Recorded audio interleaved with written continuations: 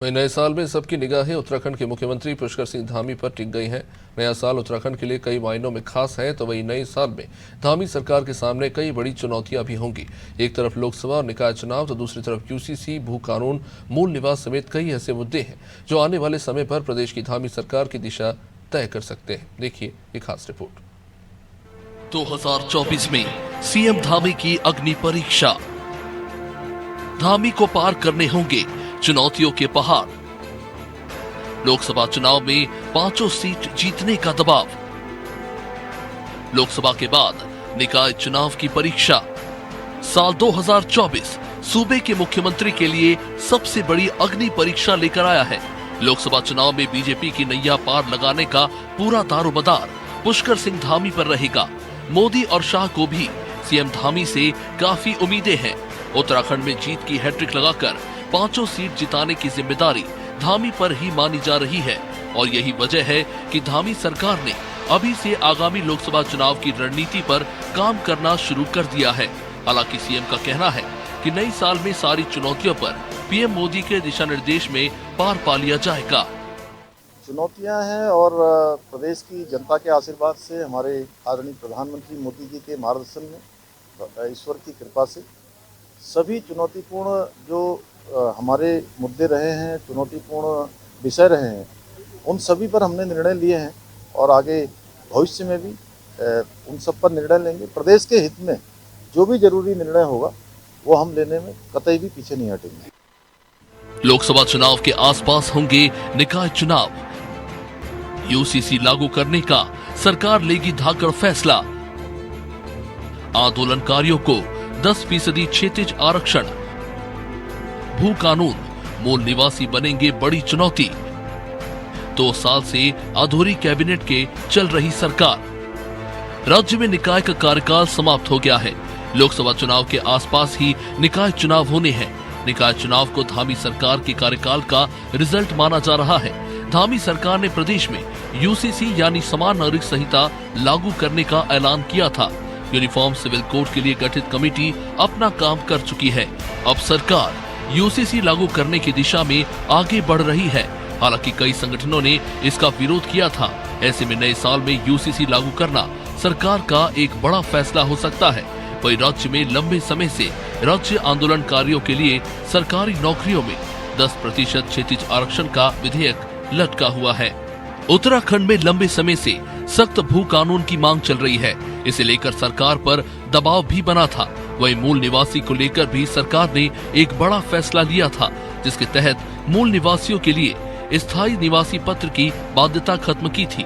हालांकि इसके बाद ही उत्तराखंड राज्य में मूल निवास की कट ऑफ 1950 करने की मांग उठने लगी।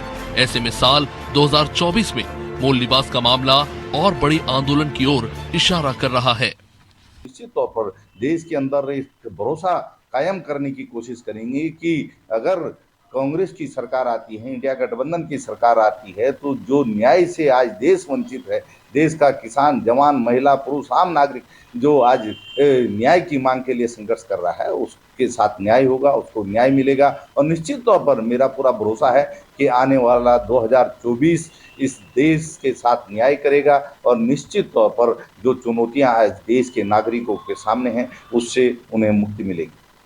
भू कानून की बात आई, आपका मूल निवास की बात आई है, ये विषय उठा जरूर है, लेकिन ये 24 का एजेंडा सेट हुआ है इसमें।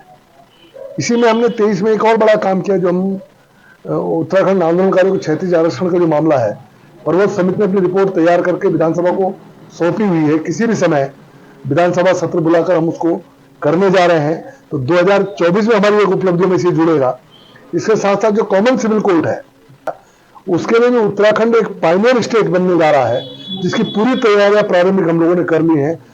24 का टास्क हमारा तय हो गया, तो मैं समझता हूं कि ये आगे की दिशा तय करेगा।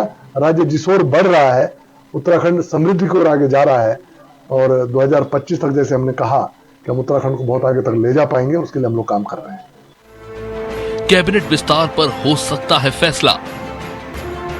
सभी समीकरणों को संतुलित करने का दबाव। महिलाओं और युवाओं को दी जाएगी तरजीह। जाति समीकरणों को साधने की होगी कोशिश।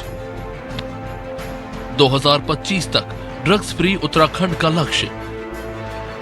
लोकायुक्त की नियुक्ति कर सकती है सरकार।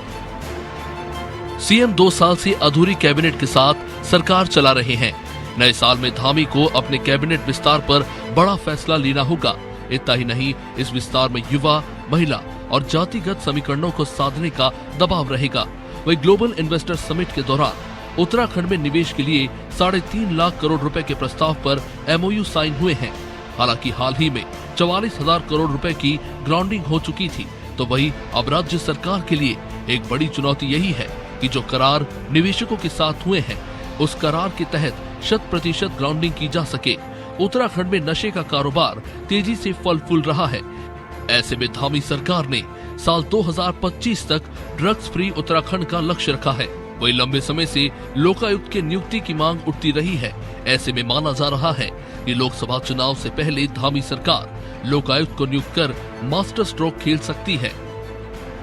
उत्तराखंड के मुख्यमंत्री पुष्कर सिंह धामी ने करीब 2 साल के कार्यकाल में कई ऐतिहासिक फैसले और सख्त कदम उठाए हैं। इसकी वजह से उन्हें धाकड़ धामी भी कहा जाता है। हालांकि अब देखना होगा कि इन चुनौतियों को धाकड़ धामी कैसे पार करते हैं। देहरादून से अनादि टीवी के लिए सोनू सिंह की रिपोर्ट।